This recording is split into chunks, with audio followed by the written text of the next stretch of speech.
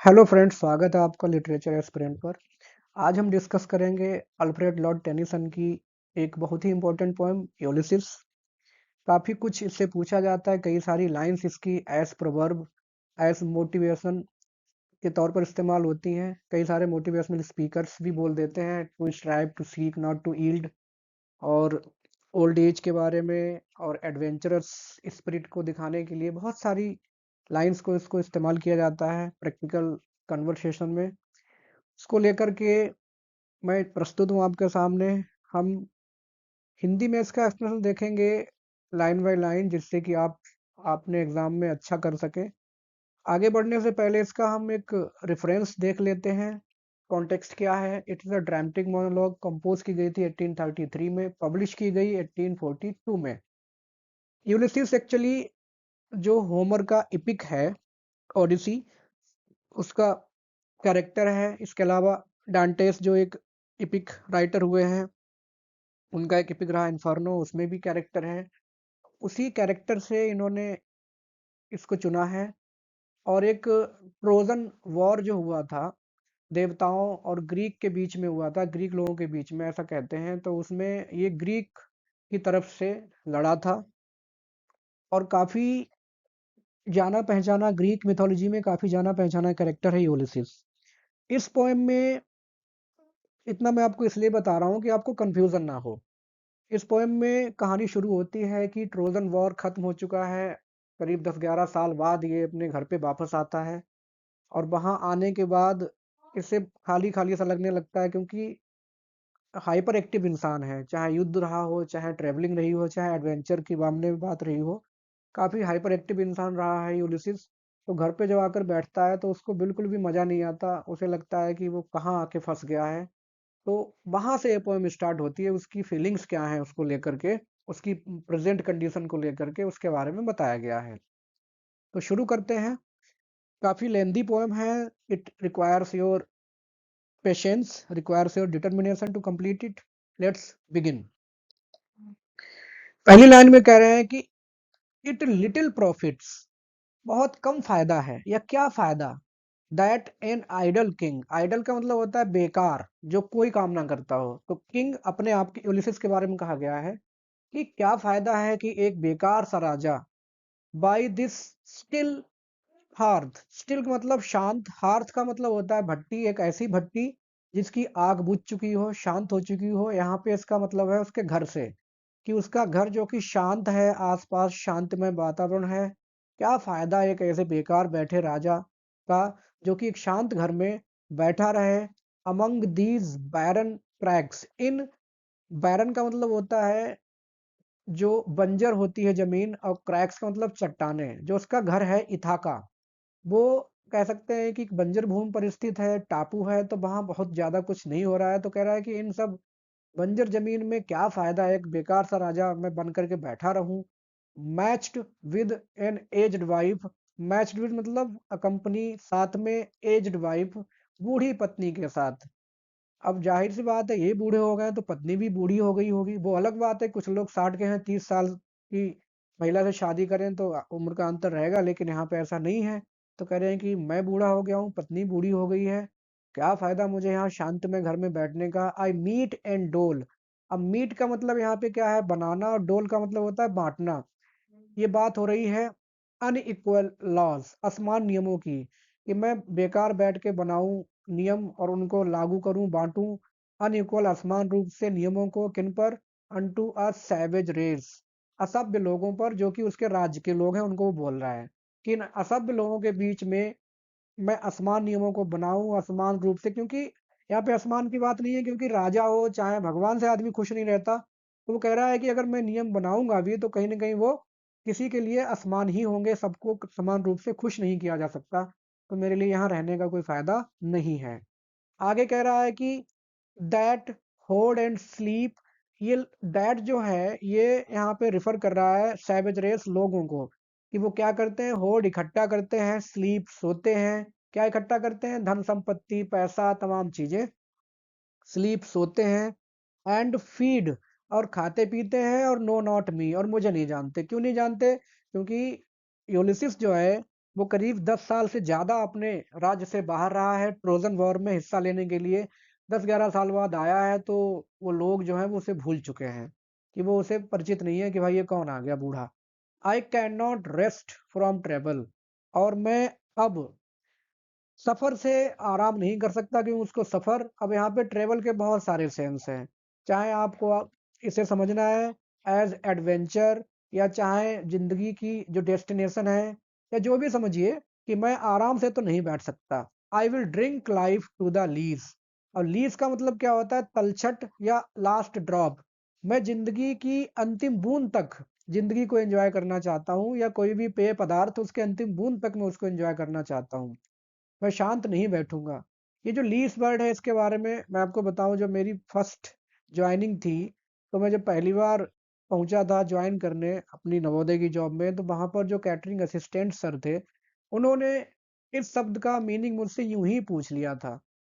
तो ऑनेस्टली बताऊँ तो मुझे खूब अच्छे से नहीं पता था। मैं लीस्ट सुना हुआ था, लीस्ट पढ़ा हुआ था हालाँकि, बट उस समय मुझे ध्यान नहीं आया।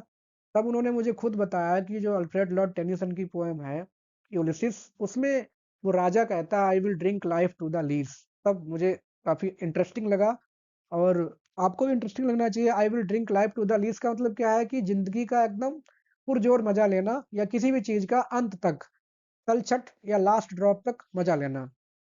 जैसा यूलिसिस कहता है, all times I have enjoyed, कहता है कि हमेशा, ऑल टाइम्स का हमेशा, आई हैव एन्जॉयड, मैंने आनंद उठाया है, ग्रेटली बहुत अच्छे से, हैव सफर्ड ग्रेटली, और जब मुसीबत भी आई है तब उसको भी मैंने ग्रेटली, मतलब यहाँ साहस के साथ उसको, उसका सामना किया हुआ है, मतलब मैंने कभी हार नहीं मानी है।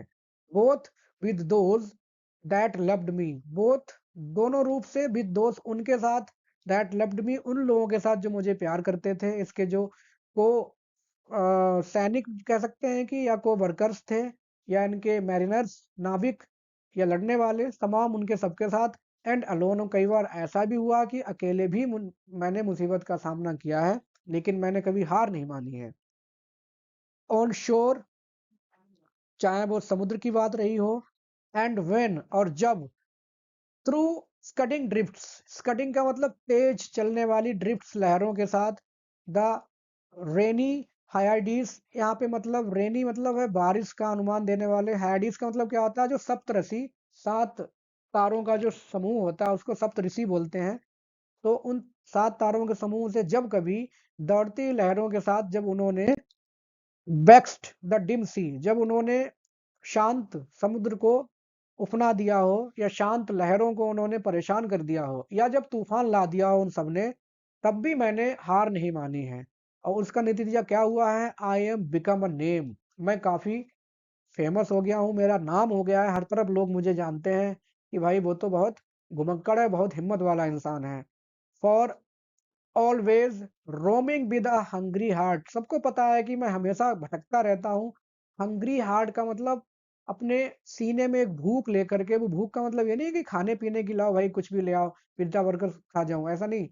यहाँ पे भूख का मतलब है वो इंस्पिरेशन, या वो कुछ ऐसी जोश खरोश के साथ कि भाई कुछ भी मुझे नया एक्सपीरियंस मिले, नए एडवेंचर मिले, मैं उनका आनंद लेना चाहता हूँ। I am always ready for new kinds of adventures, ऐसा वो कहना चाह रहा है। Much have I seen and known, ज़्यादातर मैंने देखा है, बहुत कुछ मैं देख चुका हूँ। सिटीज़ ऑफ मेन, लोगों से भरे हुए शहर, एंड मैनर्स, उनके तौर तरीके, क्लाइमेट्स, अलग-अलग मौसम मैंने देखे हैं। काउंसिल्स, अलग-अलग मैंने संगोष्ठियाँ, अलग-अलग मैंने जो है बैठकों में हिस्सा लिया है, जहाँ मेरी सुनी जाती थी। गवर्नमेंट्स, अलग-अलग गवर्नमेंट्स में, अलग-अलग देशों में जा के वहाँ के राजाओं से वो मिला हुआ है।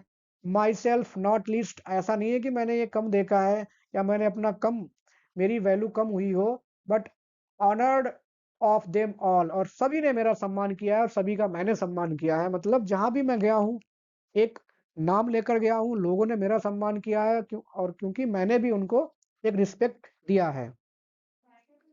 आगे बोल रहा है, and drunk delight of battle with my peers, अब युद्ध का आनंद पीना। अब ड्रंक का मतलब ये तो नहीं है कि युद्ध का आनंद पिया जाएगा, युद्ध का आनंद लिया है विद माय पियर्स, अपने साथियों के साथ, क्योंकि लड़ाकू भी बहुत अच्छा रहा है ये योद्धा ग्रीक मिथोलॉजी में।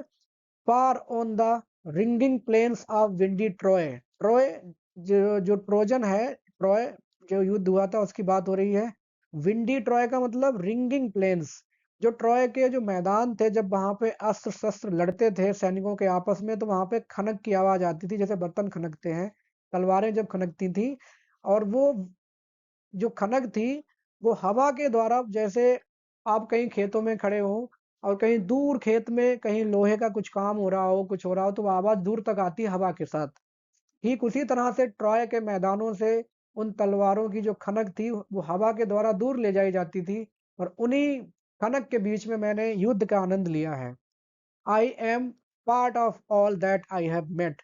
और मैंने जो कुछ जहां जहां मैं मिला हूँ, जिस चीज से मिला हूँ, मैं उस चीज का हिस्सा बन गया हूँ। इसका मतलब ये है कि जहां जहां मैं गया हूँ, मैंने उस एक्सपीरियंस को अच्छे से जिया है। ऐसा नहीं है कि सिर्फ फौरी तौर पे देखा हो, उन चीजों को उसने गहराई से देखा है और पूरे डेडिकेशन के साथ उसमें हिस्सा लिया है। आगे बोल रहा है, yet all experience is an arch where through. लेकिन फिर भी जो सारा एक्सपीरियंस है मेरा, वो अभी भी एक कम रह गया है, या जो भी दुनिया में एक्सपीरियंस है वो एक आर्च की तरह काम कर रहा है, मेहराब की तरह, गुंबद की तरह काम कर रहा है, जहां से glimpse the untravelled world whose margin fades. जहां से अभी भी अनट्रेवल्ड वर्ल्ड, ऐसी दुनिया दिखाई दे रही है, ग्लिम्स चमक रही है, जिस पर मैंने अभी तक ट्रेवल नहीं किया है। आर्च का मतलब क्या है? गुंबद। एक ऐसा गुंबद जहां से मुझे ये दिखाई दे रहा है कि अभी भी मैंने बहुत सारी दुनिया जो है वो टहलनी बाकी है, और जिसकी मार्जिन, जिसकी सीमा रेखा फेड्स, कम होती जाती है। For ever and for ever when I move. जैसे जैसे मैं टहल रहा हूँ, या जिन जिन एरियाओं को मैं देख क्षेत्रों को मैं देख लेता हूँ, उन क्षेत्रों की सीमा रेखा मेरे लिए कम हो जाती है। एक तरफ से इसका दूसरा सेंस ये भी कह सकते हैं कि जितना मैं देख लूं, उतना ज़्यादा सीमा रेखा बड़ी भी लगती है, क्योंकि जाहिर सी बात है, दुनिया एक बार में नहीं देखी जा सकती, या दुनिया घूमना अपने आप में बहुत बड़ा काम है, बहुत बड़ा चैलेंज है।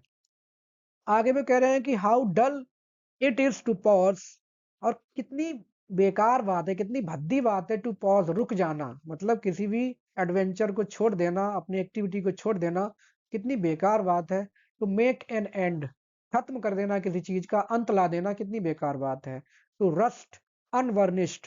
रस्ट का मतलब जैसे लोहे में जो जंग लग जाती है उसकी बात हो रही है, या यहाँ कहिए सड़ जाना, अनवर्निश्ड, बिना जो है, बिना कुछ किए ही सड़ जाना, पड़े पड़े सड़ जाना। And not to shine in use. और ना ही किसी एक्टिविटीज में चमकना, या यूं कहो कि बिना कोई एक्टिविटी किए, बिना कोई अचीवमेंट किए पड़े पड़े सड़ जाना, कितनी बेकार बात है।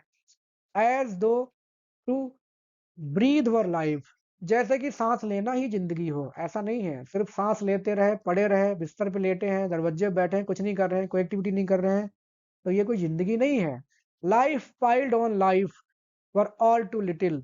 लाइफ पाइल्ड ऑन लाइफ का मतलब है कि जिंदगी का ढेर लग जाए, या कई एक के बाद एक जिंदगी मिले, वो भी कम पड़ जाएगी। वर ऑल टू लिटिल, वो भी कम पड़ जाएंगी अगर आपने कुछ एक्टिविटी नहीं की।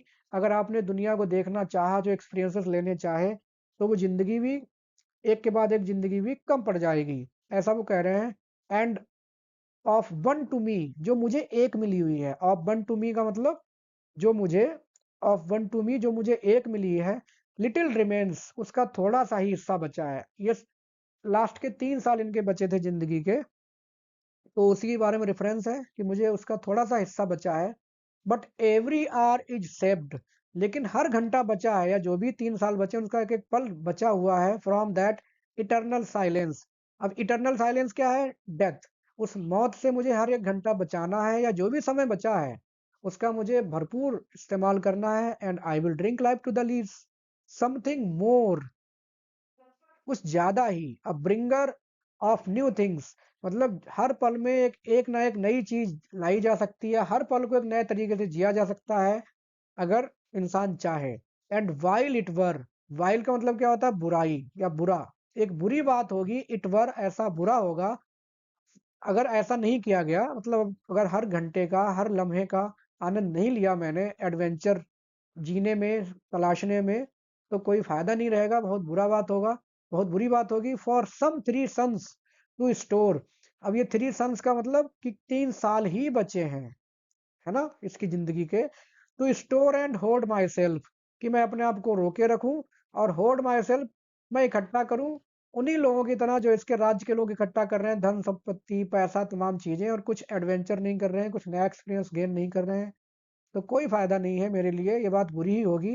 एंड दिस ग्रे स्पिरिट, और यह जो आत्मा बूढ़ी हो चुकी है, क्योंकि वो खुद बूढ़े हो चुके हैं तो अपनी आत्मा को ही बोल रहे हैं, ये बूढ़ी हो चुकी है, फिर भी यर्निंग इन डिजायर, फिर भी ये बेताब है। यर्निंग का मतलब क्या है? तड़प रही है। इन डिजायर, इच्छाओं के साथ, या अपनी इसके अंदर बहुत सारी इच्छाएं हैं जिनके साथ ये तड़प रही है। किस बात के लिए? To gain new kinds of experiences, नए नए अनुभवों को लेने के लिए, नए नए अनुभवों को एंजॉय करने के लिए मेरी आत्मा तड़प रही है। To follow knowledge like a sinking star, जैसे कि भले ही एक सितारा डूब रहा हो लेकिन फिर भी वो तैयार है नए नॉलेज को गेन करने के लिए, नए एक्सपीरियंसेस को सीखने के लिए। Beyond the utmost bound of human thought, और इतना मतलब उस सीमा रेखा से परे, ह्यूमन थॉट की जो मानवीय जो समझ है उससे परे जो भी चीजें होंगी उनसे भी बियॉन्ड में चला जाना चाहूंगा, या उनसे भी बढ़कर के मैं एक्सपीरियंस गेन करना चाहूंगा, ऐसा वो कह रहे हैं। कि जो दिख रहा है वो तो दिख ही रहा है, लेकिन इससे बियॉन्ड में चला जाना चाहूंगा, तो मुझे फर्क नहीं पड़ेगा। आगे वो बोल रहे हैं कि दिस इज माई सन, अब अपने बेटे की बात कर रहे हैं। माइन ओन टेलीमेकस, ये उनके बेटे का नाम है, मेरा खुद का। टेलीमेकस, to whom I leave the, जिसके लिए मैं छोड़ जाऊंगा, लीव द सेप्टर। सेप्टर का मतलब क्या होता है? राजदंड, राजाज्ञा, राजाधिकार, जो राजा के पास एक अधिकार होता है किसी को कुछ देने का, उसकी बात कर रहे हैं। एंड द आयल, आयल मतलब वही इनका द्वीप इथाका देश। वेल लव्ड ऑफ मी, जो कि मुझे बहुत प्रिय है, अपना बेटा इनको बहुत प्रिय है, लगभग हर इंसान को अपनी संतान प्रिय होती है। डिसर्निंग, जो कि दिख रहा है, टू फुलफिल, पूरा कर लेगा, दिस लेबर, यह काम, कौन सा काम? राज्य करने का काम, मुझे दिख रहा है कि वो पूरा कर लेगा। बाई स्लो प्रूडेंस, धीरे धीरे, प्रूडेंस का मतलब ज्ञान, टू मेक, बनाएगा, माइल्ड मतलब नरम, रग्ड पीपल, जो असभ्य लोग हैं, रग्ड मतलब कठोर, यहाँ पे असभ्य के लिए इस्तेमाल हुआ है। जो असभ्य लोग हैं उनको वो धीरे धीरे ज्ञान के साथ धीरे धीरे उनको नरम बना देगा, उनको सभ्य बना देगा। People, and through soft degrees, soft degrees मतलब एकदम धीरे धीरे, ग्रेजुअली। सबड्यू, सबड्यू का मतलब होता है गुलाम बनाना या शासन करना, वह उनके ऊपर शासन करेगा। Them to the useful and the good, उनको वो उपयोगी बनाएगा, एंड द गुड, और उनको अच्छा सिटीजन भी बनाएगा। ऐसी मुझे उम्मीद है कि टेलीमेकर्स, जो कि दिखने में प्रतीत हो रहा है कि इस काम के लिए पर्याप्त है, उसके पास ज्ञान है, और वो उन असभ्य लोगों को अच्छे नागरिक के रूप में धीरे धीरे, नरमी से सख्ती से, दोनों तरह से उनको अच्छा नागरिक बनाएगा। मोस्ट ब्लेमलेस ही इज, वह बहुत ही ब्लेमलेस का मतलब बहुत ही निर्दोष है, बहुत ही स्वच्छ मन वाला व्यक्ति है। किसकी बात हो रही है? टेलीमेकस की। He centred in sphere of common activities, और वो हर जो एक्टिविटीज, जो भी कार्य हो रहे हैं उन सब में वो क्या है? सेंटर का काम कर रहा है, राजा की तरह काम कर रहा है। डिसेंट नॉट टू फेल, और उसका जो जन्म हुआ है, डिसेंट का मतलब वैसे जन्म होता है या अवतरण होता है, लेकिन हम यहाँ पे कह सकते हैं दोनों मतलब हैं इसके, कि डिसेंट नॉट टू फेल, उसका जन्म हुआ कि कभी फेल नहीं होगा, या हाल में अभी तक वो कभी इन सब चीजों को संभालने में फेल नहीं हुआ है। तो उन्हें उम्मीद है यूलिसिस को कि जब वो यहाँ से चले जाएंगे तो उनका बेटा ये सारी चीजें संभाल लेगा, अच्छे से शासन कर लेगा, और लोगों को अच्छा नागरिक भी बनाएगा। और आगे कहते हैं इन ऑफिसेस, ऑफिसेस मतलब कार्यों में, ऑफ टेंडरनेस, दयालुता के कार्यों में अभी तक वो फेल नहीं हुआ है। एंड पे, मीट अडोरेशन, पे मतलब होता है प्रदान करना, मीट मतलब यहाँ पे है प्रॉपर, उपयुक्त। एडोरेशन का मतलब क्या होता है? तारीफ या पूजा। To my household gods, household gods का मतलब जो इष्ट देव होते हैं, जैसे हर व्यक्ति अपने को एक किसी न किसी देवता भगवान को मान के चलता है। तो वो कह रहा है कि वो बेटा मेरा दयालुता के काम भी करेगा, और जो मेरे इष्ट देव हैं वो उनको भी संभाल के रखेगा, उनकी भी पूजा पाठ करता रहेगा, मतलब वो फुली अच्छे से एक्टिव रहेगा, सारी चीजें संभाल लेगा, चाहे धर्म चाहे समाज। व्हेन आई एम गोन, जब मैं चला जाऊंगा। He works his work, I mind, वह अपना काम करेगा, आई माइंड, मैं अपना काम करूंगा। इनका काम क्या है? To take new adventures. और आगे बोलते हैं देयर लाइज द पोर्ट। अब ये पुरानी बातें हो गई, अब वो अपने जो मैरिनर्स हैं उनको बोल रहे हैं कि देयर लाइज द पोर्ट, देखो वो बंदरगाह है। The vessel puffs her sail. Vessel मतलब जहाज, पप्स फुला रहा है, हर सेल अपने पाल। सेल मतलब जो कपड़ा बना रहता है बड़ा सा जहाजों में, पाल, वो हवा में उड़ रहा है, या यूं कहो कि जहाज एकदम यात्रा पे जाने के लिए तैयार है। आगे बोल रहे हैं कि there gloom the dark broad seas. और जो चौड़ा और अंधेरा, या अंधेरा जहां सूरज की रोशनी नहीं पहुंच रही है, वो समुद्र, या शाम हो चुकी है, तो गहरा अंधेरा समुद्र जो है वो उदास दिख रहा है, और उसी पर ही हमारा जहाज चलने को तैयार है। माई मेरिनर्स, मेरे नाविकों, सोल्स दैट हैव टोइल्ड, उनको वो आत्माएं बोल रहा है, या लोग, दैट हैव टोइल्ड जिन्होंने बहुत मेहनत की है, एंड रॉट, और गढ़े हैं, सफलताएं गढ़ी हैं, मेहनत की है और सफलताएं गढ़ी हैं, कार्य कंप्लीट किए हैं। एंड थॉट विद मी, और ठीक वैसे ही उनके भी विचार हैं जैसे मैंने, मेरे विचार हैं, जिस ढंग से मैंने विचार किया है चीजों को लेकर, ठीक उसी तरह से उनका भी outlook of thinking is the same. उसी तरीके से वो भी सोचते हैं। That ever with a frolic welcome took, जिन्होंने हमेशा, फ्रॉलिक का मतलब क्या होता है, हैप्पी, जिन्होंने हमेशा खुशी के साथ स्वागत किया है। किसका स्वागत किया है? द थंडर एंड सनशाइन, चाहे वो बादल गरजे हो, चाहे धूप आई हो, या यूं कहो कि सुख और दुख, सुख और दुख को समान रूप से एकदम खुशी के साथ, एक ही भाव के साथ उन्होंने हमेशा स्वागत किया है, कभी घबराए नहीं है परेशानियों से। एंड अपोज्ड, और विरोध किया है। फ्री हार्ट्स, मुसीबतों का खुले मन से। फ्री फॉरहेड्स, खुले विचारों से। You and I R old, तुम और हम दोनों बूढ़े हो चुके हैं। ये खुद भी बूढ़ा हो चुका है और को मैरिनर्स भी बूढ़े हो चुके हैं, लेकिन फिर भी वो कहता है कि old age hath yet his honour and his soil.